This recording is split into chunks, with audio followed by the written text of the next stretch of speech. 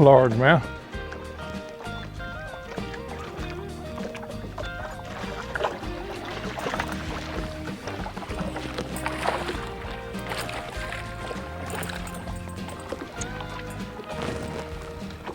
This bait was actually just a head type thing for me. It's something I just kept seeing in my mind. I thought if I could have a bait that is heavy enough to drop on these fish or cast to them, that it should work fine. So I started out with actually a ½ ounce weight and flattened it, put a spinnerbait wire in it, and just started from there.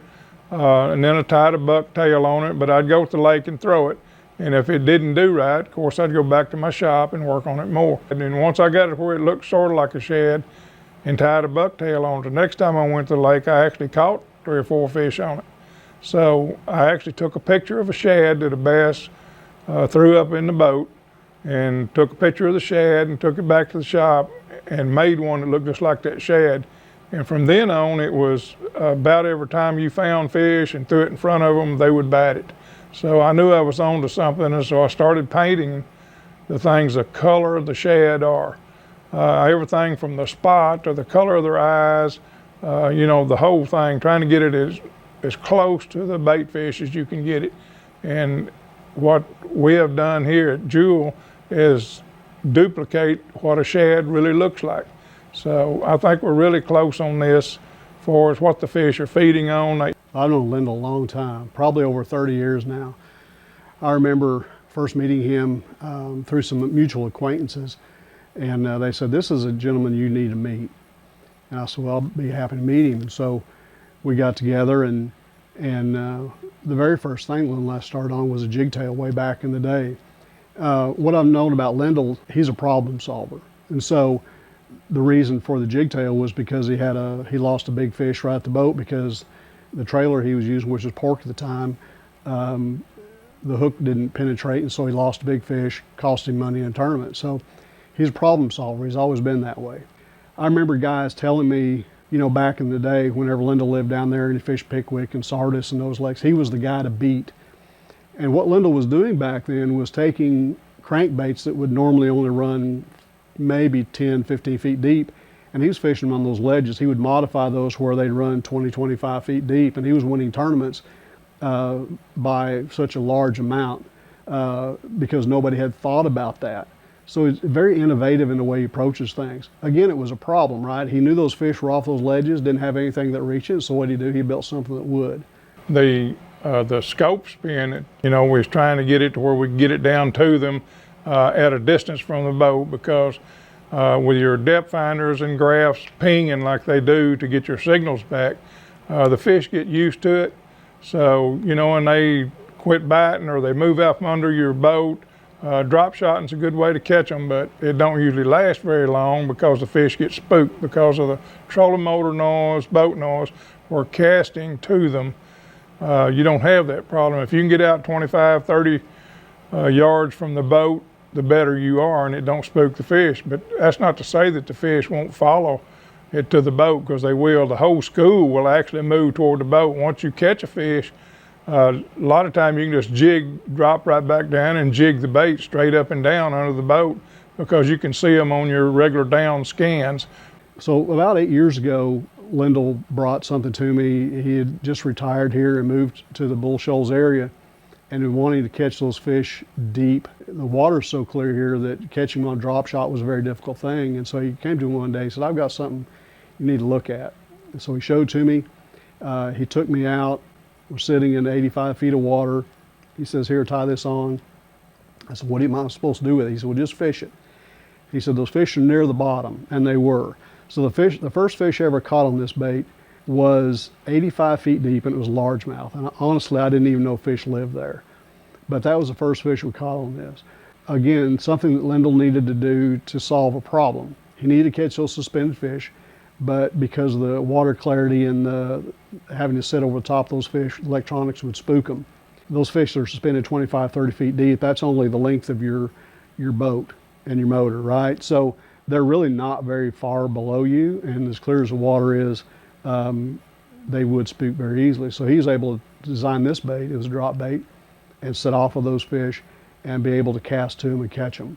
And so I just know over the course of time, he documented all of the fish catches he had and when he started it and all that, and hundreds and hundreds of fish caught on it the first year that he started targeting those fish with his bait. This bait is designed to be kept at the same level as the fish are. So you see them on your graphs, your electronics, you see them if they're at 25 feet. It's a countdown method. You just count, it falls about 2 feet a count. So if they're at 20 feet, you count to 10. You know, if they're at 30, well, 15. But what you need to do is just, you know, throw it out and let it spin down, because it is a drop type bait. And with that design of that bait is the blade will be straight up over the bait and it's balanced, where the bait will be hanging level and falling like a hurt shad and just drifting right down through the shad. And usually the bass will set up above or below the shad. So, you know, if you throw it out there and let it fall through the shad, most of the time the bass will be right under them. They'll think, well, a hurt shad has fell, and they will go ahead and attack it. And usually that fires the whole school up, and you can catch multiple fish there. The first bait that Lyndall brought to me that we had caught those fish 85 feet deep, brought that to Jewel. So what can we do to make this better, make it more consistent, more balanced? We started out, it was a little bit crude to begin with. And we built a mold, and so then we were able to balance the thing perfectly and get it to fall just like it needed to. And we tabled it a little bit, but one of the main reasons that we tabled it, Lyndall was able to catch fish on this, but I'm fairly confident at the time it would have taken a lot of information, a lot of instruction, and a lot of education to get the average angler to really know what he was supposed to do with it. But a lot of things have changed since that time, and with forward-facing sonar and different imaging that we've got today, the guys that have seen this bait, they know now exactly just by looking at it what it is that they're supposed to do with it. Things have evolved. The bait has evolved, but also technology has evolved to the point where they have really caught up in a lot of ways with what Lyndall did 8 years ago, which is really remarkable to me. But now, with electronics the way they are, and even the bait design being a little bit different, the average guy now is going to be able to take this and go out there and catch fish on it. So we went from a kind of a crude prototype, we refined that some. We went from bucktail to a couple of other iterations that we streamlined a little bit more and balanced better, different sizes, different weights, trying to get the fall just right, different blade combinations.